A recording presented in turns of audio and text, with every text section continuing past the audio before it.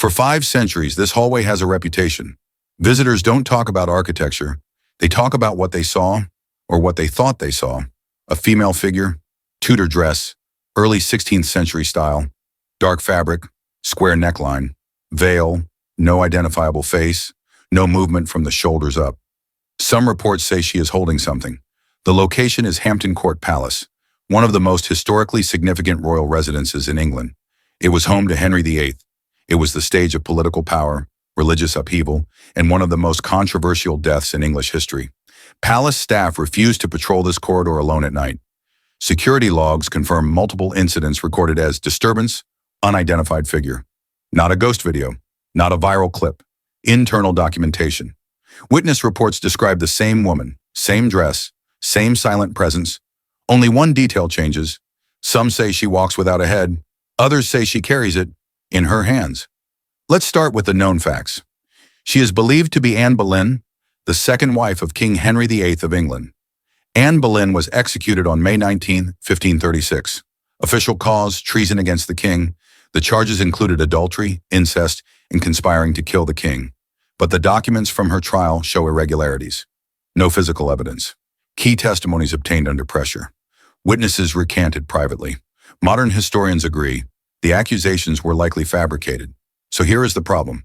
Anne died at the Tower of London, yet almost all ghost sightings place her here, inside Hampton Court Palace. Why this building? Why this hallway?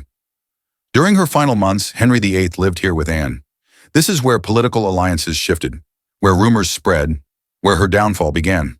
This corridor, the haunted gallery, was the route Anne walked to plead with Henry when she realized he had turned against her. Visitors report what they describe as panic energy, rushing footsteps, and a shape moving fast down the hallway. These are anecdotal claims. They are not proof, but the pattern is consistent. Witnesses describe a woman in black, moving as if searching for someone. No face, no head. From a psychological perspective, this is location-associated memory. People don't see random ghosts. They see ghosts tied to a story. Humans assign emotion to spaces. Hampton Court isn't just a palace. It is a crime scene of power, politics, and betrayal. Henry VIII needed a son. Anne did not produce one. Henry found someone who could, Jane Seymour. Removing Anne wasn't personal. It was strategic. Someone who was once the center of royal power became expendable. If Anne Boleyn is seen here, it is not because she died here. It is because this is where she lost everything. Her influence, her status, her marriage, her future. To understand the ghost, we must understand the betrayal.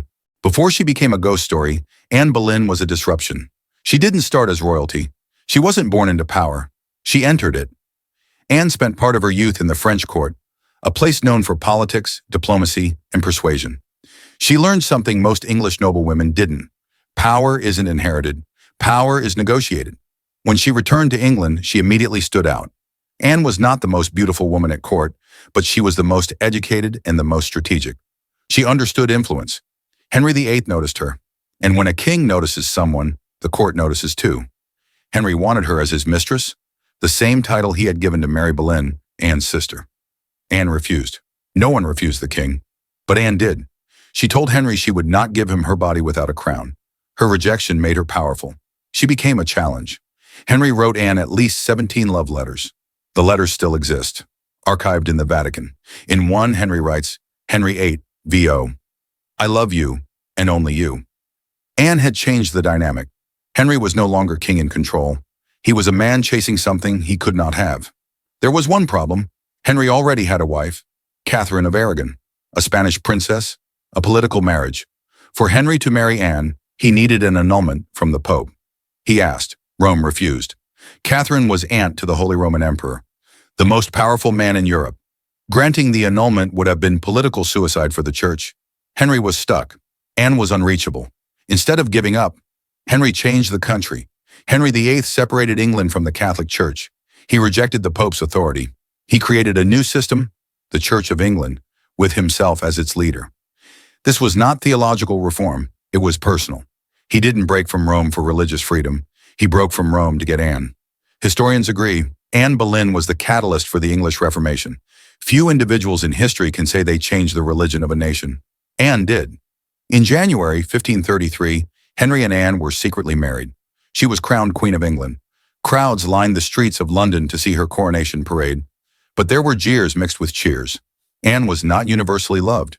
Many viewed her as the reason England had defied the Pope. She was blamed for Catherine's humiliation. She was blamed for religious chaos. And behind every public ceremony, there was political risk. The marriage now had one requirement: produce a male heir, a son. Anne became pregnant immediately. It was her chance to secure everything. But the child was a girl. The newborn princess was named Elizabeth, the future Elizabeth I. But at that moment, Henry saw only disappointment. Anne became pregnant again. That pregnancy ended in miscarriage. Another pregnancy followed. Another miscarriage. Henry wanted one thing above all else: a male heir. Anne could not deliver what Henry believed only the king deserved. Rumors began circulating at court. Anne can't bear a son. Anne is cursed. Anne is dangerous. Political enemies multiplied. Former allies switched sides. The court didn't want a queen who had changed the church. They wanted stability. They wanted Catherine back. They wanted Henry satisfied. And then Henry's attention shifted to Jane Seymour. Quiet, obedient, the opposite of Anne. When Henry found Jane Seymour, Anne's position became weak. Power did not protect her. Change did not protect her. And in a court that revolved around the king's desires, a queen without usefulness became a liability. Anne had been powerful because Henry wanted her. But power based on desire is not power at all. It can disappear overnight. Maitre 1536. Anne Boleyn, Queen of England for just 3 years, is arrested and taken to the Tower of London. Her charges are written in the arrest warrant: adultery, treason, incest. These are not minor accusations. Under Tudor law, each one is punishable by death. The accusation was not subtle. It claimed Anne slept with multiple men, including her own brother, George Boleyn. History records 5 men executed with her. All were accused of being her lovers. The timing is suspicious. These arrests happened in less than 72 hours, executed like a planned purge. There was no investigation, no physical evidence, no forensic process, because the verdict was already decided. Anne was dangerous for one reason. She failed to give Henry a son, and Henry wanted a new wife. Inside the tower, Anne faced an all-male council. Everyone in that courtroom owed their position and their lives unto the king. Nobody would challenge Henry's decision. Her trial took 1 day. No defense witnesses were allowed. The outcome was predetermined. If Anne Boleyn was guilty, then every woman in England was guilty. The so-called confessions from the accused men were extracted under pressure. Some were threatened, some were tortured. One man, Mark Smeaton, was the only one who confessed. He was also the only one not from the nobility. He was expendable. Today, historians agree the confessions were coerced. This wasn't justice, it was logistics. Remove the queen, remove the problem. Anne waited in the queen's lodgings, the same rooms she had stayed in the night before her coronation. 3 years earlier, she entered the tower as a future queen. Now she waited for execution. Even here, her behavior is documented with precision. Multiple witnesses say Anne showed no crying, no emotional collapse, no begging. She laughed once. Some said it was hysteria. Others said it was defiance. The night before her execution, Anne prayed. There are no records of fear, only acceptance. Henry ordered a French executioner, a swordsman believed to be the most skilled in Europe. Not because he wanted mercy, but because he wanted speed. Beheading by sword was rare in England. It was expensive, only used for high-ranking nobility. An axe could take multiple strikes. Henry wanted a clean result. Anne was led onto the scaffold at Tower Green. Witnesses say she walked calmly. Even now, she refused to accuse Henry. She refused to blame anyone. Her final recorded words, "I submit to the king." God save the king facts matter here. No bitterness, no accusation, no mention of injustice. She protected the man who condemned her. The swordsman distracted her, a technique used to ensure no flinch response. She never saw the blade. There was no second strike, no suffering, one motion. Witnesses reported something unusual. Anne smiled moments before the end. Historians debate this detail. Some interpret it as relief, a release from fear, tension, in 3 years of political war. Others believe it was her final act of control. Anne Boleyn entered the tower as queen. She left as a body. Henry married Jane Seymour 11 days later. 11 days. No mourning, no respect, no time wasted. The execution ended Anne's life, but it ignited the most enduring ghost story in British history.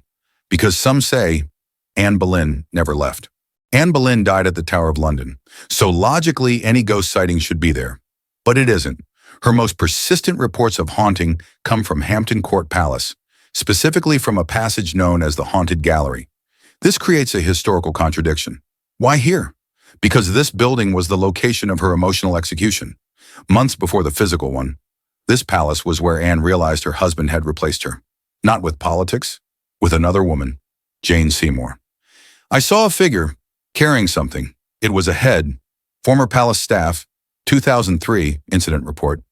That is an official internal report filed by a staff member responsible for nighttime security, not a tourist, not a paranormal hunter, a trained employee.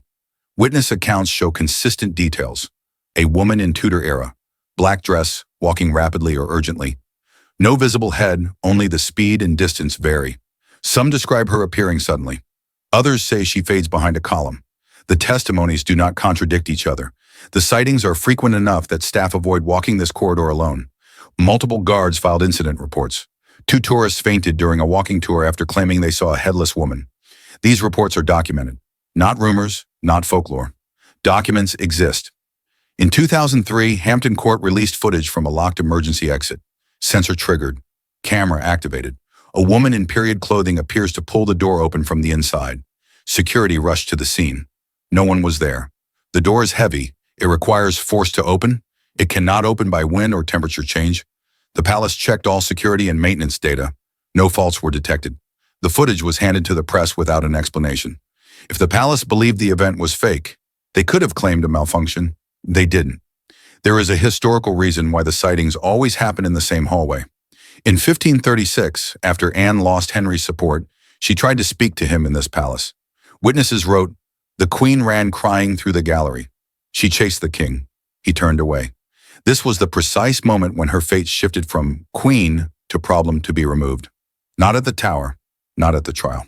Psychology explains why ghosts are seen where trauma occurs. People don't see spirits at the place where someone died. They see spirits at the place where someone broke. Anne's breaking point was not her execution. It was realization.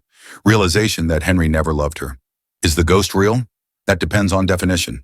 There is no proven footage showing a face, no audio capturing words or voice, no measurable temperature anomaly that can be replicated. But there is a pattern. The same figure, the same hallway, the same behavior, different witnesses, different decades. Consistent story. If Anne Boleyn is seen here, it isn't for vengeance, and it isn't to frighten anyone. It is because Hampton Court was where the betrayal happened. Not the execution, the betrayal. Her body died at the tower. Her future died here. Anne Boleyn changed England, not as a myth, not as a ghost, but as a political force. Because of her, England broke from Rome. Because of her, Henry VIII rewrote his country's laws. Because of her, the Church of England was born. The Reformation changed religion, power, and monarchy forever. Yet Anne Boleyn did not write her own story. Men did. The men who destroyed her. The official narrative about Anne came from her enemies at court, political rivals, and chroniclers paid by the crown. Historical documents describe her as manipulative, adulterous witch traitor. But every accusation came from those who gained power once she was gone. Anne Boleyn is the rare historical figure who became more powerful after death than in life. Because her story forces a question no court record can silence. Was Anne executed for what she did or for what she represented? Ghost stories do not survive 500 years by accident. They survive because the human mind seeks meaning. People don't see ghosts of strangers. They see ghosts of unresolved stories. Anne's haunting is not about the supernatural. It's about what was never answered. Anne Boleyn challenged a king. That was her real crime. She negotiated with a monarch, and for a brief moment, she won. Henry chased her. He broke the church for her. He changed history to reach her. But the moment Anne failed to produce a son, she became replaceable. Power based on desire is not power. Power that exists only because someone wants you disappears when someone else becomes more useful. Anne learned that too late. Anne Boleyn entered the tower as queen. She left as a body. 11 days later, Henry married Jane Seymour. No mourning, no dignity, no hesitation. History remembers the wedding faster than the execution. So why does the ghost story remain? Because Hampton Court is not the place where she died. It is the place where everything was taken from her. Her status, her influence, her marriage, her future.